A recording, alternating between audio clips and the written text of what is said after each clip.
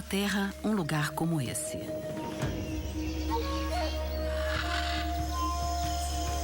Aqui, o assombroso é banal. Peixes saltam da água para pegar sua presa. Felinos nadam. É o reino da beleza e da brutalidade, onde a adaptação é crucial para a sobrevivência. Esta é a Amazônia selvagem.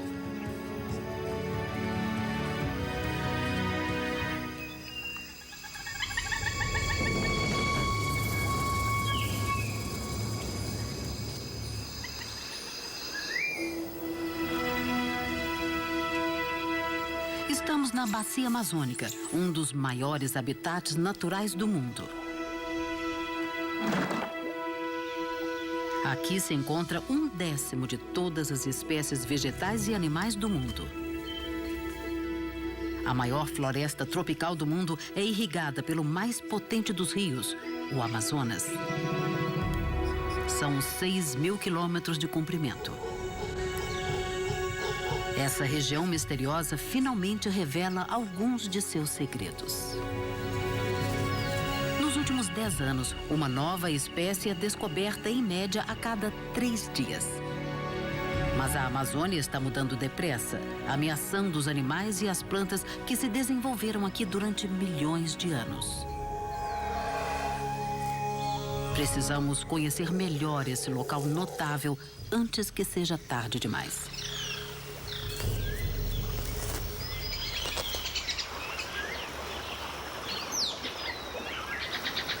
Um dos animais mais esquivos e misteriosos, a onça-pintada, é também o maior felídeo das Américas.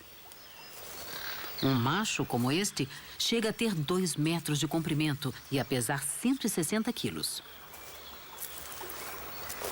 O outro nome pelo qual é conhecido, jaguar, deriva da língua dos índios e significa aquele que mata num único pulo. E a onça-pintada faz jus a esse nome. Geralmente mata com uma única mordida atrás da cabeça. Suas mandíbulas fortes e seus caninos, com 3 centímetros de comprimento, perfuram facilmente o crânio da vítima. Ao contrário de muitos felinos que evitam a água, a onça é bem adaptada ao nado. Ela atravessa o labirinto intrincado dos cursos de água da Amazônia para chegar aos seus locais de caça preferidos. Mas até a onça-pintada tem que tomar cuidado nessas águas lamacentas.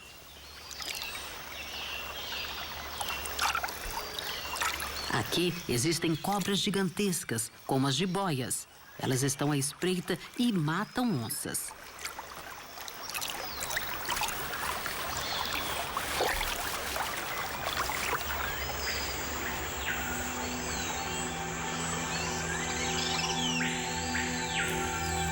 Uma vez em terra firme, elas imediatamente começam a caçar.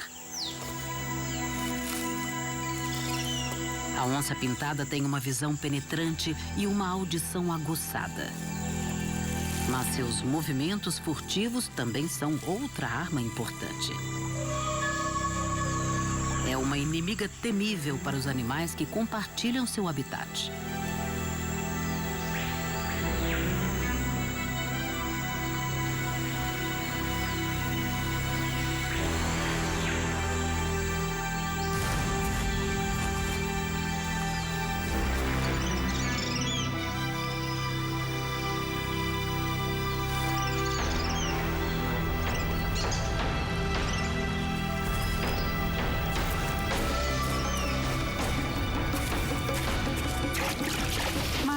A onça-pintada consegue tudo o que quer.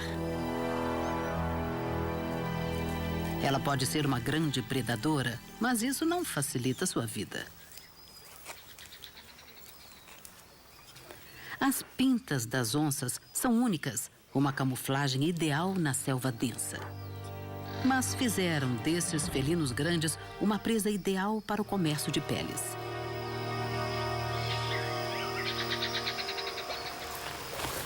Na década de 1960, mais de 15.000 onças eram mortas a cada ano por causa de sua pele.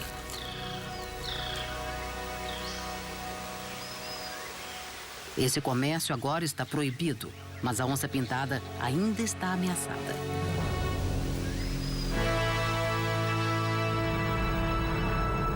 Essas florestas são seu último refúgio.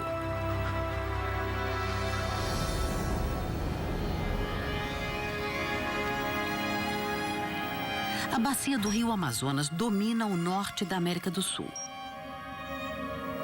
Uma área com mais da metade do tamanho da Austrália é o coração verde de um continente enorme.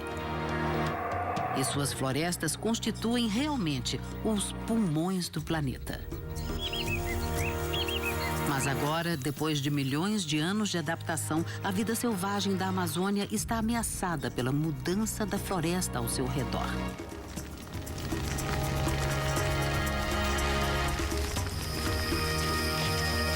Como o maior predador terrestre aqui, a onça-pintada precisa de 300 quilômetros quadrados de floresta para se desenvolver.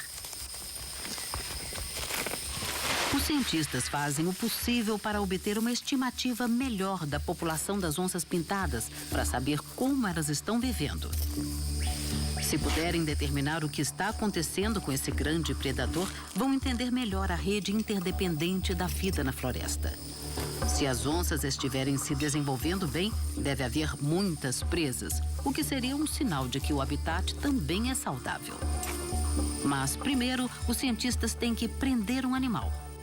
Eles acham que ainda há algumas onças pintadas nessa parte da floresta, mas em 4 anos só capturaram 3. Ou os felinos estão cautelosos demais para se deixarem pegar, ou a população aqui está perigosamente baixa. Eles preparam as armadilhas e agora tem que esperar. As estações mudam até numa floresta tropical. Em dezembro, formam-se as nuvens pesadas, anunciando o início das chuvas fortes. É a última chance para um grupo de aves de atrair a atenção de uma fêmea antes das chuvas. O colorido irapuru laranja age como um semáforo, sinalizando para qualquer fêmea de passagem que ela deve parar e examiná-lo.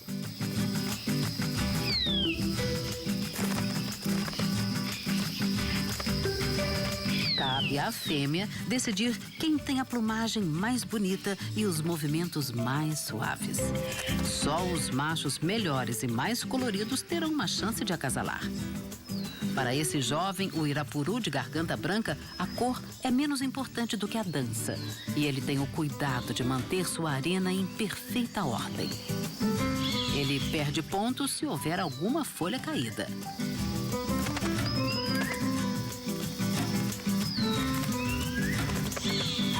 A folha tem que ser arrumada rapidamente e com estilo.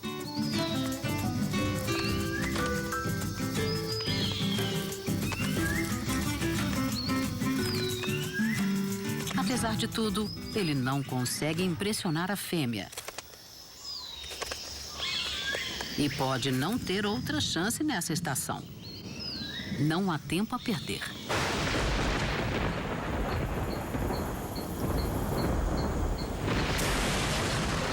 No final de dezembro, as chuvas chegam com toda a força.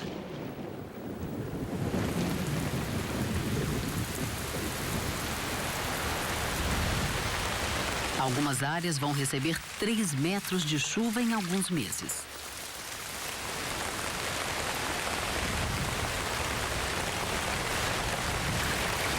Os animais que vivem aqui vão se afogar se não se adaptarem.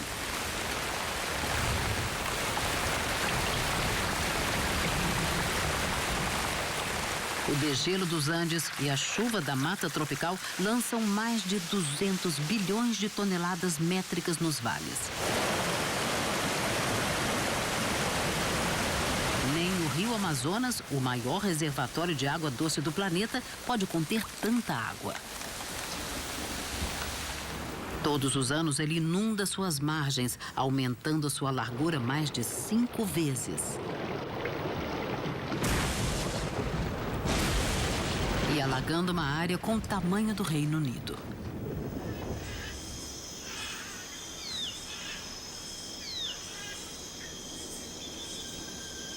O dia nasce num mundo transformado.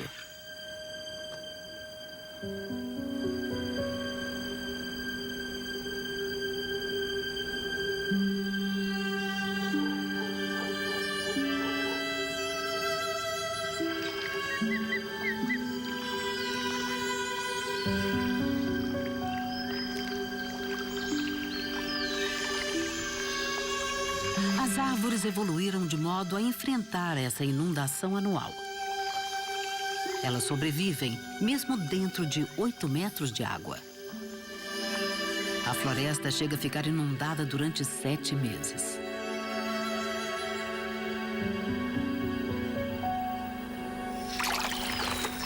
É um transtorno para os animais que vivem no solo da floresta e que têm que ir embora.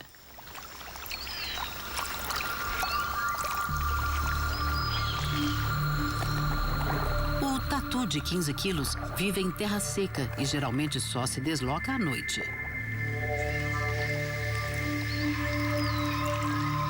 Forçada a sair de sua cova inundada, essa fêmea nada desesperadamente para se salvar.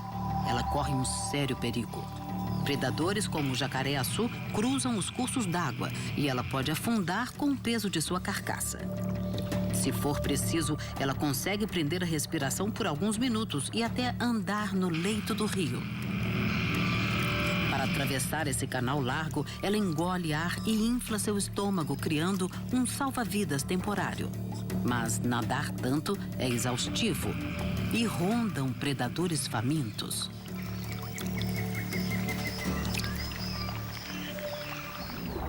As inundações tiraram esta fêmea de sua cova, levando-a para o rio, onde ela tem que nadar para salvar a sua vida.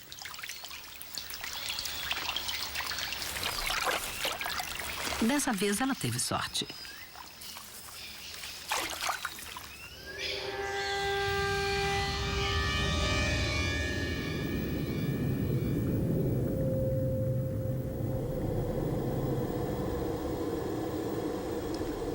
Abaixo da superfície, a floresta alagada forma uma paisagem surreal.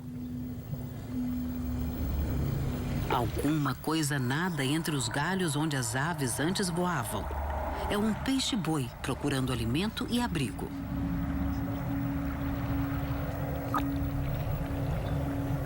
O peixe-boi da Amazônia é o menor de sua espécie.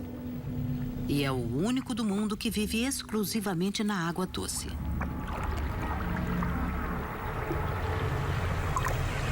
Um metabolismo incrivelmente lento permite que ele fique 20 minutos embaixo d'água até precisar voltar à tona para respirar.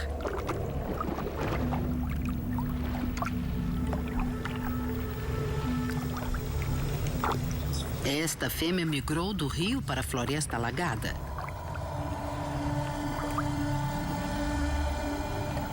Gramíneas flutuantes e aguapés vicejam nessa época e ela devora a vegetação nova. Ela chega a comer até 15% de seu peso por dia. Muita vegetação ajuda a fêmea de peixe-boi a produzir bastante leite para o filhote.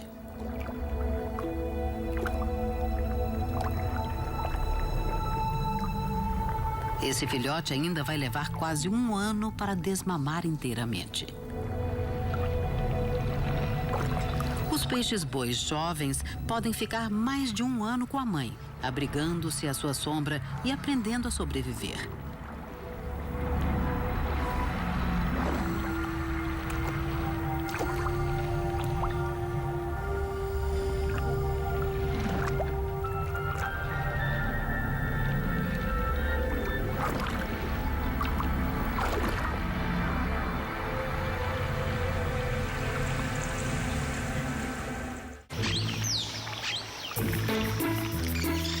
Mesmo nesse ambiente luxuriante, a competição por alimento pode ser feroz. Os sobreviventes desenvolveram maneiras de achar comida onde seus rivais falharam.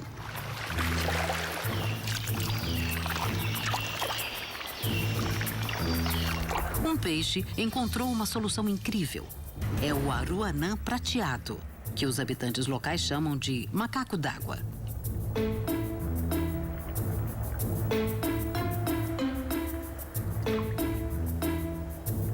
Ele pesca tanto dentro como fora da água.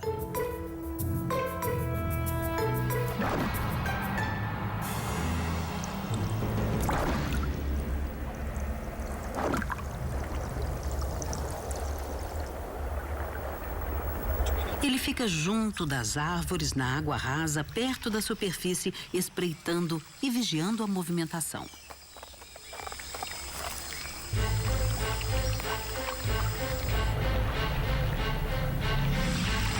Quando localiza o alvo, o aroanã sai da água e salta no ar.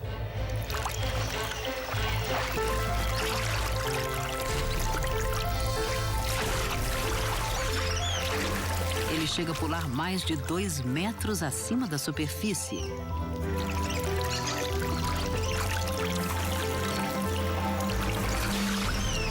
E obtém uma vantagem crucial na corrida pelo alimento.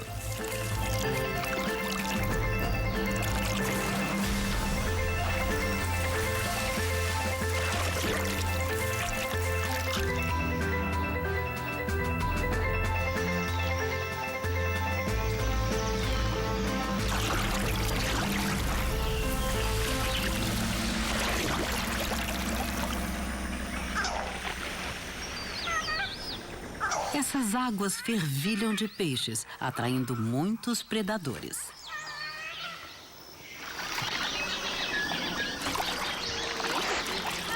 A Amazônia é o último bastião para as ariranhas gigantes, uma espécie ameaçada que chega a atingir quase 2 metros de comprimento. Elas vivem e caçam em grupos grandes. Esse grupo de 10 animais é uma família extensa, encabeçada pela mãe e pelo pai. O bando é bem-vindo para os índios caiapós, que vivem rio abaixo.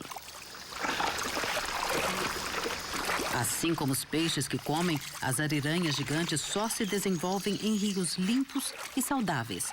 Sua sobrevivência está sendo ameaçada à medida que o maior rio do planeta se torna mais poluído.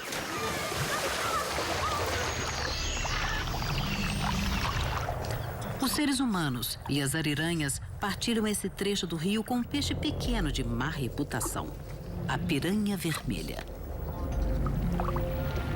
A piranha tem uma boca cheia de dentes afiados como navalhas, e quando se juntam na fúria para se alimentar, elas chegam a dilacerar uma vítima em segundos.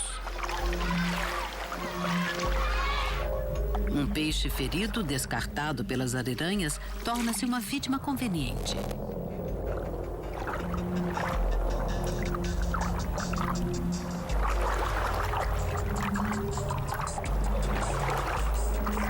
O som e a movimentação atraem a atenção delas, mas a verdadeira isca é o sangue.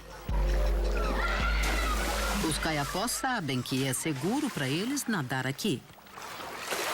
Apesar do que se diz, as piranhas não se interessam muito por seres humanos.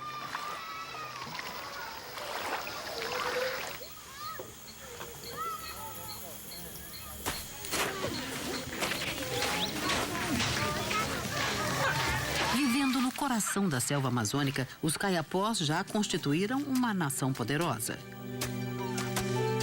Hoje, esses índios são alguns dos poucos milhares que restaram, vivendo em assentamentos ao longo do rio. Eles se consideram parte da floresta, como os animais com quem convivem. Eles dependem da generosidade do rio e da floresta, mas têm o cuidado de pegar só aquilo de que precisam.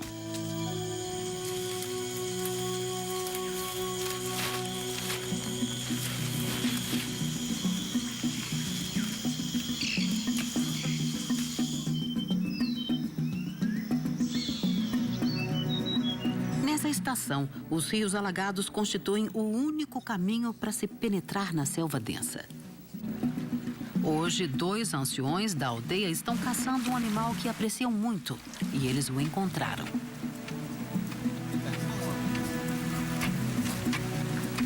É o tatu de 15 quilos. Eles acreditam que as plantas e os animais da floresta têm uma energia universal em comum que deve ser mantida em equilíbrio. Por isso, respeitam todos os habitantes da floresta e são gratos por suas dádivas.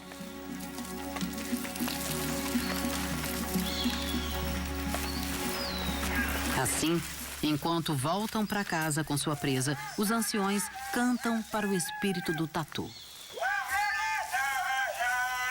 Eles agradecem por ajudar a tribo a sobreviver pelo menos mais um dia.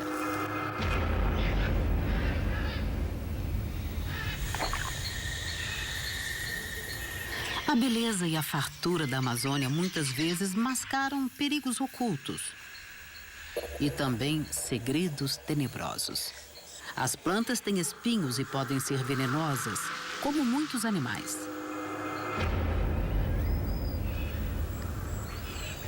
Essas florestas não são o Jardim do Éden, mas um campo de batalha pela sobrevivência. E seus habitantes têm que se adaptar a seus perigos. Os desenhos coloridos dos sapos venenosos só significam uma coisa: não se aproximem. Substâncias químicas tornam sua pele amarga e de gosto desagradável. Isso pode explicar por que a fêmea se arrisca a pôr apenas alguns ovos numa folha muito exposta. Com o tempo, os ovos se tornam girinos e começam a se mexer. Isso faz com que os filhotes fiquem ainda mais vulneráveis. A movimentação alerta os predadores. Por isso, seu pai monta guarda durante as primeiras semanas de vida dos sapinhos. Os predadores aprenderam que a cor e os desenhos do sapo significam uma refeição desagradável. Os girinos também podem ter um gosto ruim, mas não por enquanto. A sobrevivência dos filhotes depende agora da proteção do pai e de uma última tarefa que vai ajudar a garantir o futuro da prole. Ele vai conduzi-los numa jornada arriscada e perigosa até um lugar mais alto e seguro. Primeiro, os filhotes têm que subir no seu dorso. Uma película fina de muco os manterá no lugar enquanto fazem essa viagem.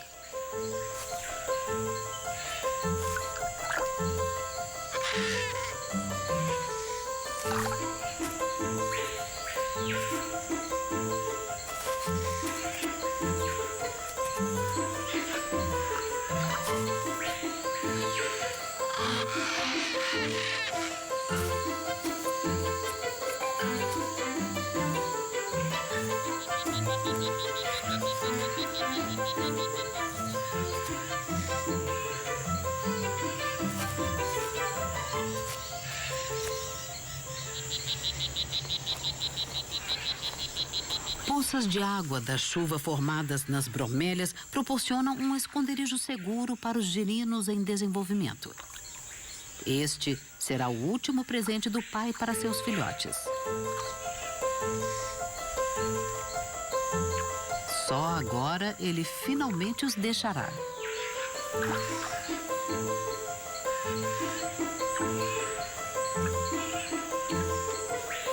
As poças garantem um refúgio seguro e a água nutritiva vai alimentar os girinos durante os 3 meses seguintes. Os sapinhos então vão adquirir sua própria defesa tóxica e o ciclo vai recomeçar.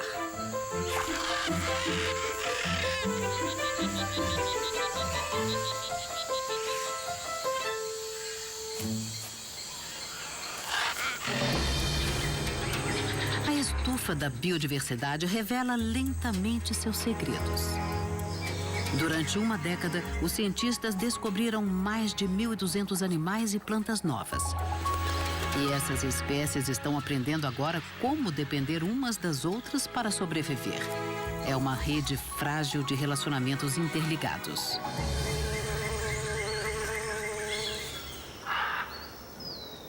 Durante as chuvas pesadas, muitas árvores da floresta tropical florescem. Seu néctar rico atrai abelhas e outros insetos.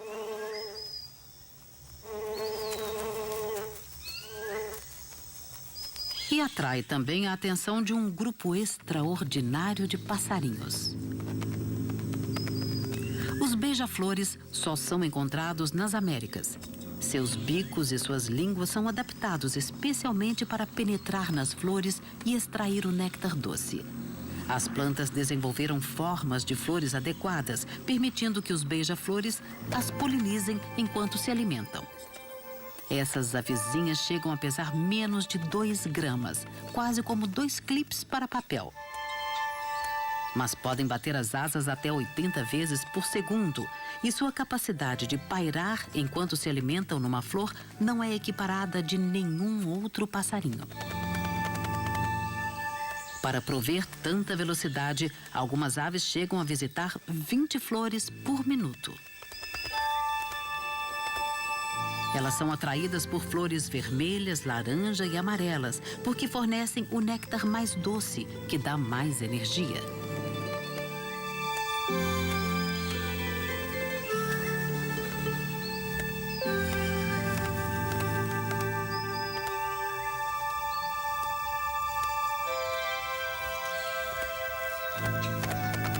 É durante a estação das chuvas que muitas espécies reproduzem e criam seus filhotes.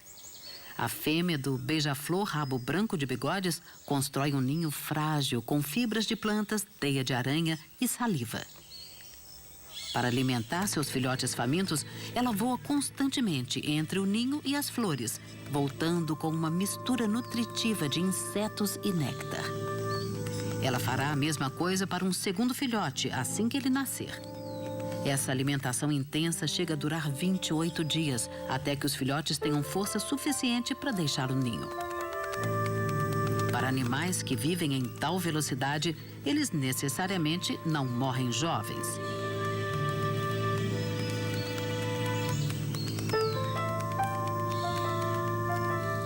Essa mãe ainda pode procriar por mais 4 anos.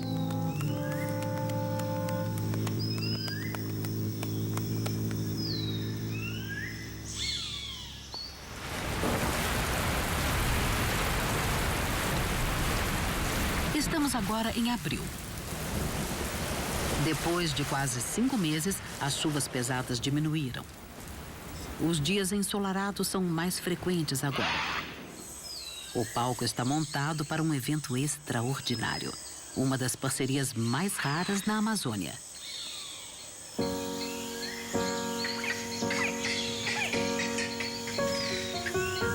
As lagoas alagadas na borda da floresta tropical proporcionam um lar ideal para um gigante que flutua. A Vitória Régia é realmente um colosso. É a segunda maior planta de folha única do mundo. Ela cresce depressa, até 25 centímetros por dia, e chega a aguentar 60 quilos. Esse jacaré de 2 metros utiliza-se dela para tomar sol. E as folhas formam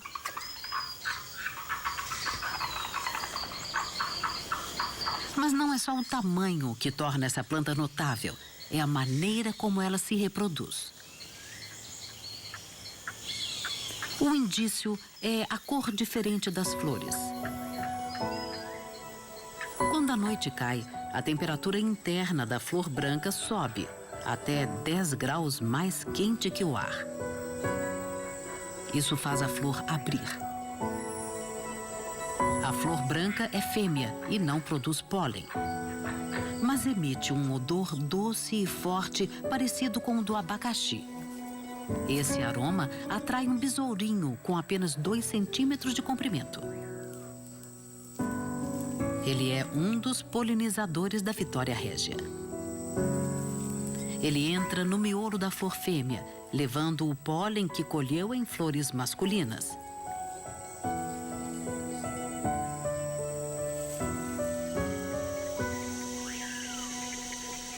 Quando o alvorecer se aproxima, a flor esfria e fecha, prendendo os besourinhos que ainda estiverem dentro.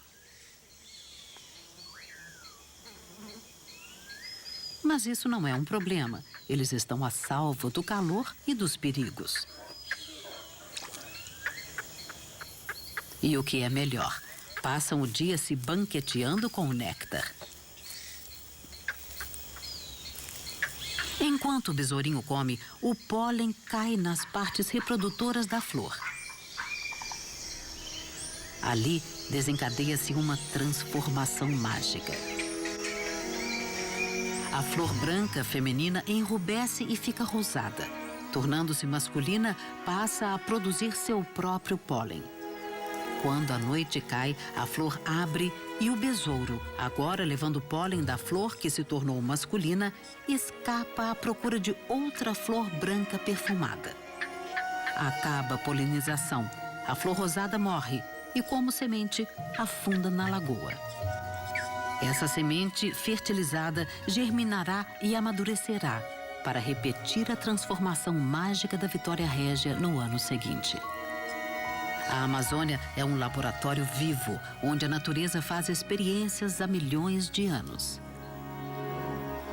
Mas a destruição do habitat está desfazendo o trabalho da natureza e arriscando a sobrevivência de muitas espécies. Conhecer a situação dos maiores predadores é uma boa maneira de avaliar a saúde da floresta.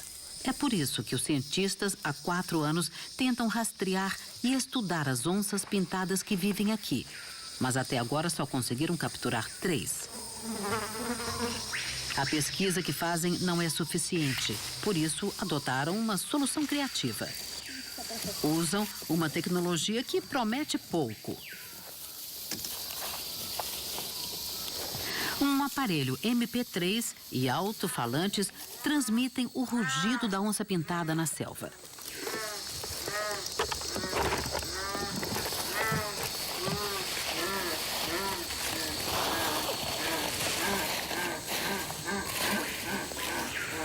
Os cientistas esperam que um felino curioso venha investigar. É uma tentativa, mas eles estão sem opções e as onças pintadas estão acabando.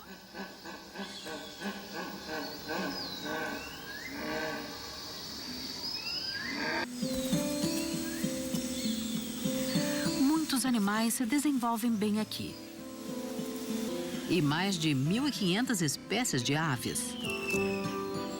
Mas os que têm mais êxito são os insetos. Um único quilômetro quadrado pode conter 30.000 espécies. Mas nenhum é mais prolífero do que as formigas. Elas mudaram muito pouco desde o tempo dos dinossauros e hoje constituem mais de 30% do peso total dos animais da Amazônia. Elas exploram todas as partes da selva. Estão sob o solo da floresta, no alto das árvores e em todos os lugares entre um e outro. As formigas consomem mais vegetação na Amazônia do que qualquer outro animal. E a embaúba é muito vulnerável ao seu ataque. Ao contrário de muitas árvores na Amazônia, suas folhas não são venenosas, mas ela também não é indefesa. A embaúba desenvolveu uma estratégia de sobrevivência que acolhe uma formiga, embora o relacionamento não pareça começar bem. A formiga da embaúba faz um buraco na área macia do galho da árvore. Imediatamente começa a fazer câmaras ocas dentro dele. É um lugar perfeito para criar um exército inteiro de formigas. As operárias cuidam da rainha enquanto ela põe seus ovos preciosos.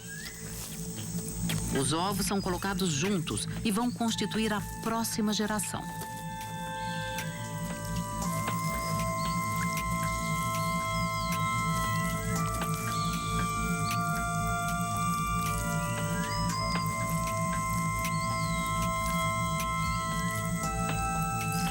Existe também um terceiro parceiro nesse relacionamento. São as cochonilhas.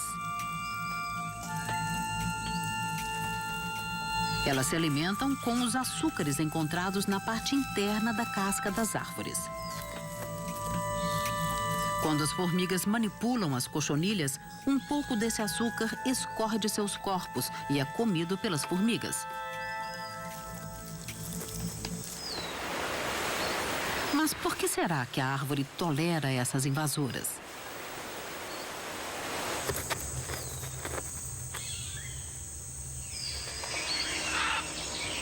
se torna claro quando um besourinho faminto se encaminha para as folhas das árvores. A movimentação nos galhos alerta as formigas. As operárias se mobilizam, reagindo imediatamente. Elas localizam seu alvo e atacam.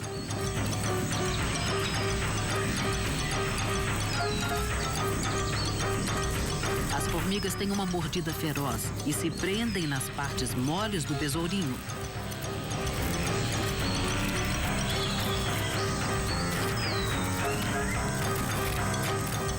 Ele logo fica coberto de formigas. Ele luta pela vida contra um exército que está defendendo sua casa. A única saída para o besourinho é uma retirada rápida. As formigas podem desfrutar da hospitalidade da árvore desde que tirem apenas aquilo de que precisam. E a árvore tem sua própria defesa. É uma parceria perfeita para a sobrevivência.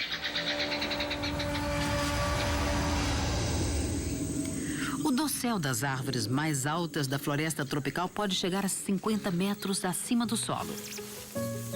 É tão inacessível que muitas de suas criaturas permanecem um mistério. Quando os cientistas têm uma chance de explorá-las, frequentemente descobrem alguma coisa nova.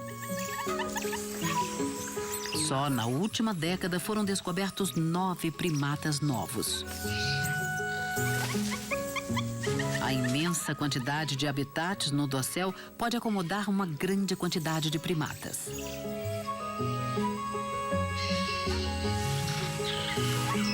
Saguis minúsculos do tamanho de um coco convivem com macacos gritadores de 8 quilos. Um dos que tem a aparência mais estranha é o uacari vermelho, que tem a cor de um sapo venenoso. Os habitantes locais o chamam de macaco inglês, porque o rosto vermelho parece o de um estrangeiro pálido que tomou muito sol. Na verdade, o rosto vermelho tem uma finalidade importante. Quanto mais forte for a cor, mais saudável é o animal.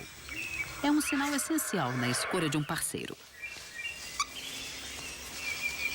Quando as árvores frutificam, os uacaris passam a maior parte do tempo se alimentando na parte superior do dossel.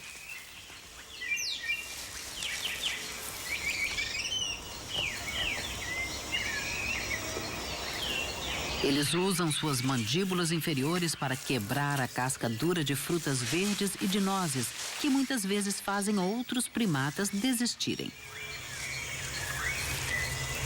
Seus rabos curtos são raros entre os macacos da Amazônia.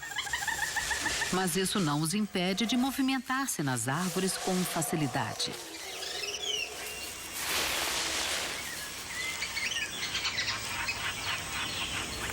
Os membros de uma família se catam para fortalecer os laços e estabelecer a hierarquia social.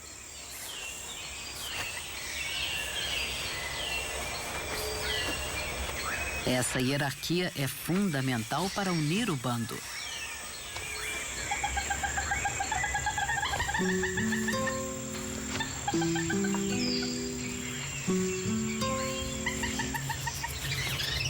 Os machos jovens estabelecem seus relacionamentos por meio de brincadeiras e de imitações de lutas. Às vezes é difícil distinguir umas das outras.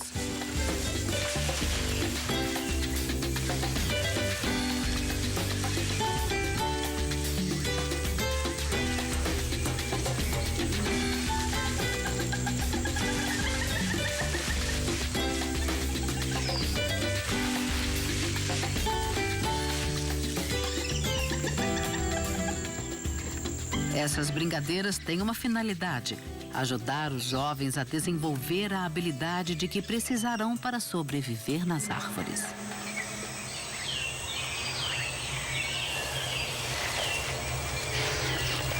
A estação da seca está se aproximando e o bando precisa aproveitar o restante da inundação.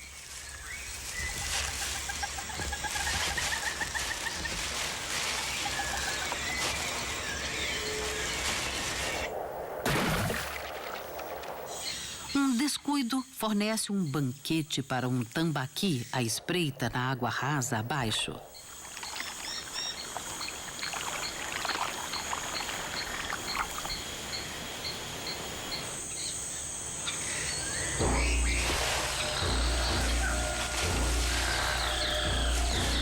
Mas o mundo verde e luxuriante das árvores também oferece perigos. Um macaco de cheiro localiza um gavião real e dá o alarme, alertando todos os que estão por perto.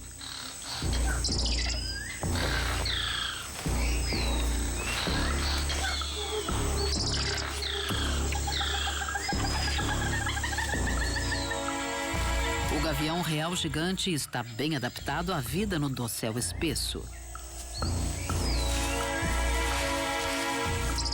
É muito bem capaz de arrebatar um macaco no galho. Um macho decidido com um filhote para alimentar é uma ameaça especial e ele voa grandes distâncias para encontrar comida. Seu ninho fica a mais de 3 quilômetros de distância no alto de uma árvore gigantesca. O cumaru chega a atingir 50 metros de altura. Os habitantes locais usam sua casca e suas sementes como remédio para curar tudo, de mordida de cobra a dor de ouvido.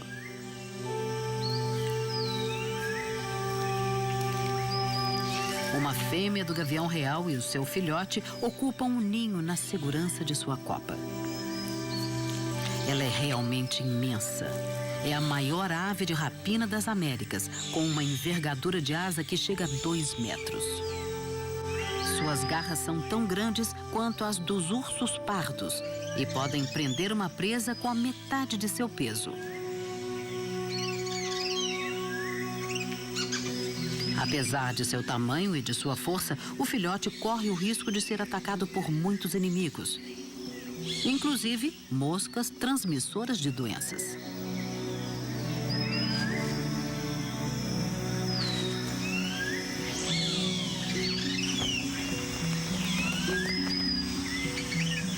Assim como nas tribos nativas, parece que a mãe entende um pouco dos benefícios das plantas para a saúde.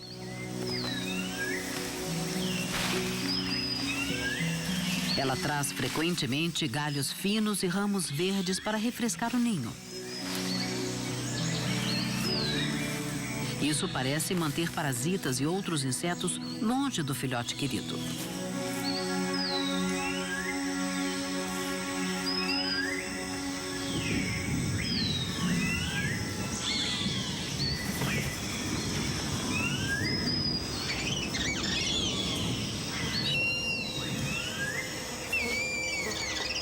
Mas há outras ameaças para as quais ela não tem defesa.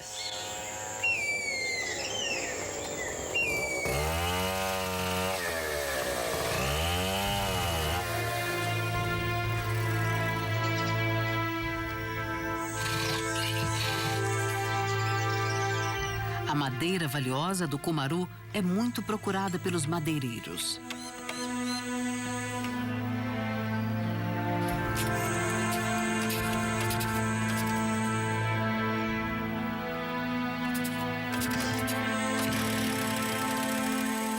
O homem pode não ser o rei dessa selva, mas pode reinar com uma serra de cadeia na mão.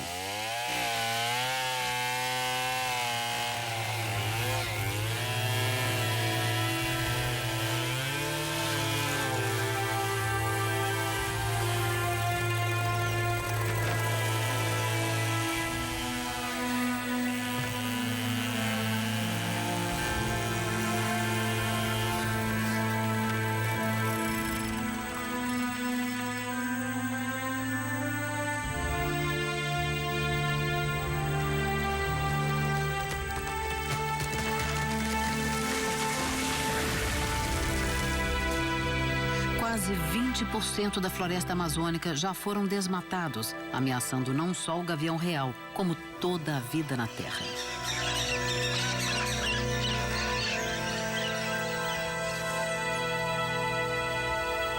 A floresta é um grande depósito de carbono. Sua destruição lançaria quantidades enormes de dióxido de carbono na atmosfera.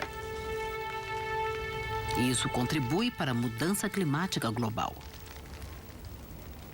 Com o desaparecimento das árvores, cresce a ameaça no planeta. E a vida selvagem na Amazônia corre grande risco.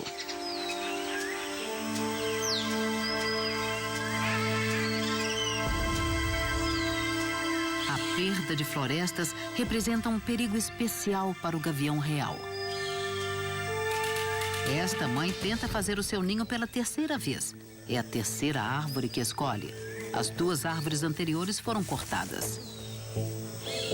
Um gavião real leva 1 ano para criar um único filhote.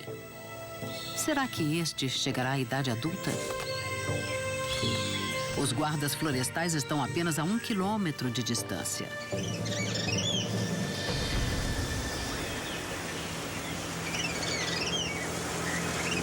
A estação muda e agora começa a seca. Os níveis d'água estão caindo. Com o recuo da água dos alagamentos, as onças pintadas vão expandir suas caçadas. E isso vai dar aos cientistas melhores oportunidades para localizar e capturar suas presas. Eles querem saber mais sobre o comportamento dos grandes felinos e avaliar a saúde geral nessa parte da Amazônia.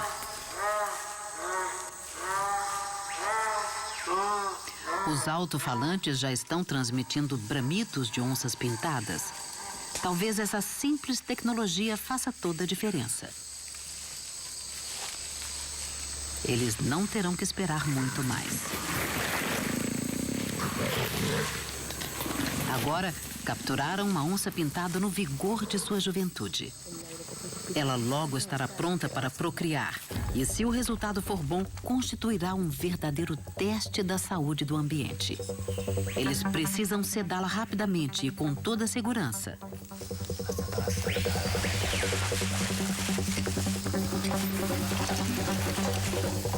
Essa é a parte mais perigosa do projeto, tanto para os cientistas como para o animal.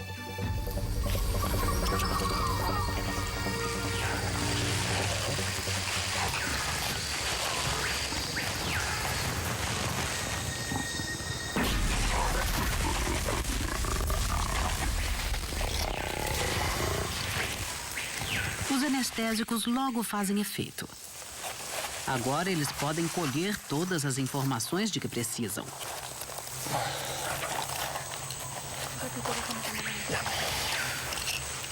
Coleiras com rádio e rastreadores com GPS vão permitir que os cientistas sigam os movimentos da onça pintada na floresta. Essa pesquisa fornecerá indícios de seu comportamento durante a estação da seca que está para chegar e ajudará os cientistas a entenderem melhor como ela sobrevive no seu domínio secreto.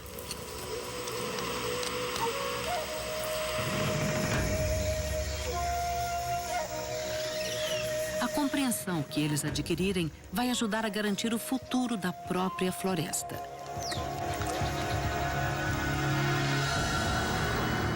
A Amazônia é cheia de perguntas que esperam uma resposta. Mistérios a serem esclarecidos. Haverá uma mudança incessante. Com o fim dos alagamentos, a floresta ressurgirá.